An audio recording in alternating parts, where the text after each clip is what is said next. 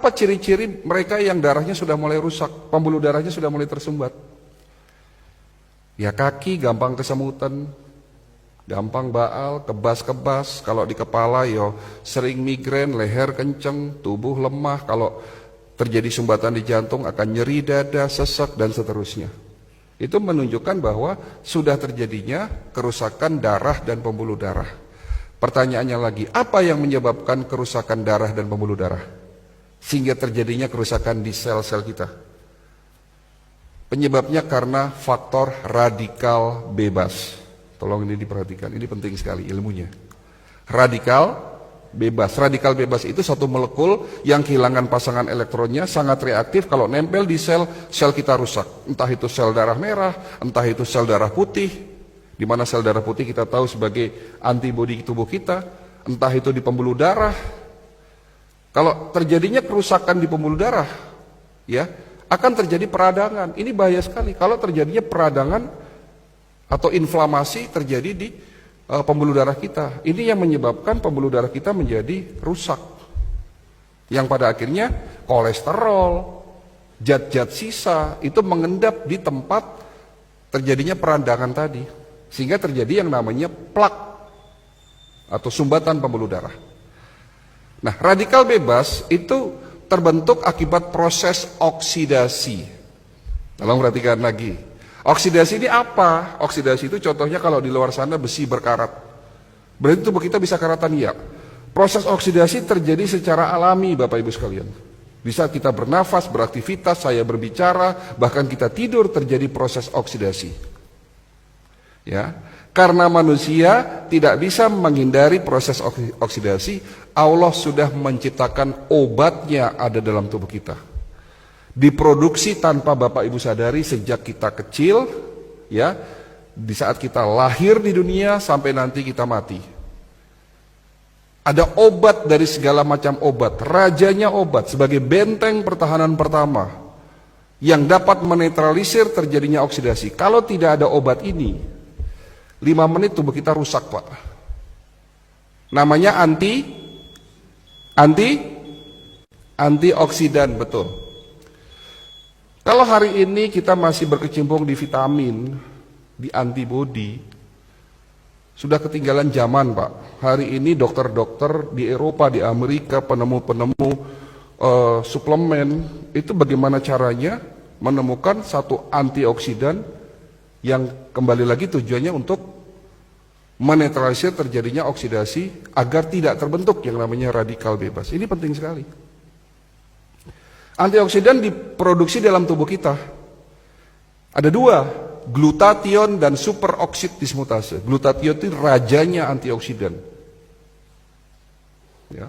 Dan SOD panglimanya. Ada raja yang memimpin negara, ada panglimanya atau perdana menteri lah. Jadi yang menjaga tubuh kita itu sesungguhnya bukan antibodi. Antibodi itu benteng pertahanan kedua, Pak. Benteng pertahanan pertama namanya antioksidan, glutathione dan superoksid dismutase. Namun setelah usia Bapak 40 tahun, produksi antioksidan, glutathione dan SOD menurun. Makanya itulah yang disebut tua. Menurunnya produksi antioksidan.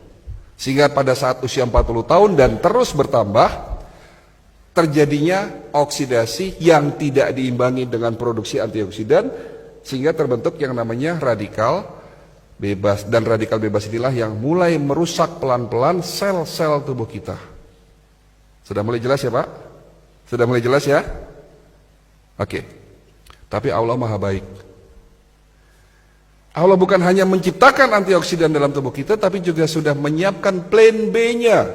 Menciptakan antioksidan ada di sekitar kita sebagai obat, sebagai penawar. Ada di mana? Ada di buah dan tanaman herbal. Yang di mana antioksidan itu disebut sebagai prajurit-prajurit antioksidan. Jenisnya ada ratusan. Contoh, resveratrol, antioksidan yang dapat mencegah dan mengobati penyakit darah dan jantung, stroke. Ada di buah yang berwarna merah keungu-unguan.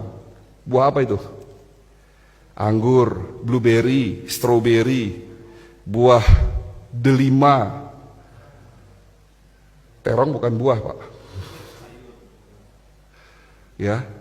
Tapi ada juga buah yang banyak mengandung antioksidan resveratrol. Selain itu juga banyak mengandung antioksidan lainnya. Tapi mungkin buah ini dianggap sebelah mata oleh kita. Padahal ini rajanya buah yang ada di Indonesia. Mungkin kalau delima susah, blueberry susah. Tapi buah ini ada di Indonesia. Namanya buah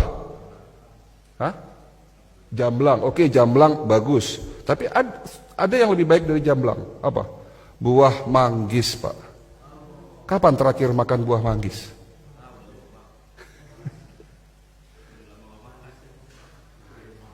Antioksidan namanya lycopene. Dapat mencegah penyakit prostat. Bapak-bapak yang sudah mulai susah kencing nih. Kencingnya tidak tuntas, netes lama. Kemungkinan sakitnya prostat. Dapat dicegah, diobati oleh lycopene. Ada di mana? Buah tomat dan semangka. Tomat dan semangka, makan tomat dan semangka tiap hari. Antioksidan namanya bromelin, dapat mencegah penyakit kanker, tumor payudara. Ada di mana? Buah nanas. Bilang sama ibunya di rumah kalau pengen tidak kena penyakit kanker payudara, makan nanas tiap hari. Dan nanas juga dapat mencegah penyakit osteoporosis karena mengandung kalsium yang sangat tinggi. Untuk mencegah penyakit Alzheimer atau pikun, makan buah alpukat. Untuk mencegah penyakit batu empedu, makan buah apel, dan semua buah mengandung prajurit-prajurit antioksidan. Siapa di antara Bapak Ibu yang setiap hari makan minimal 3 jenis buah-buahan? Siapa di antara Bapak Ibu yang dalam waktu 1 minggu tidak makan goreng-gorengan? Siapa di antara Bapak Ibu yang di rumahnya tidak punya mie instan? Yang di rumahnya tidak punya mie instan 7 tangan?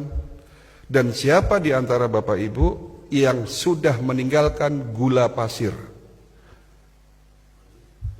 Inilah jawaban kenapa masyarakat kita banyak yang sakit. Sementara Allah sudah memberikan berkah luar biasa kepada bangsa kita. Betul?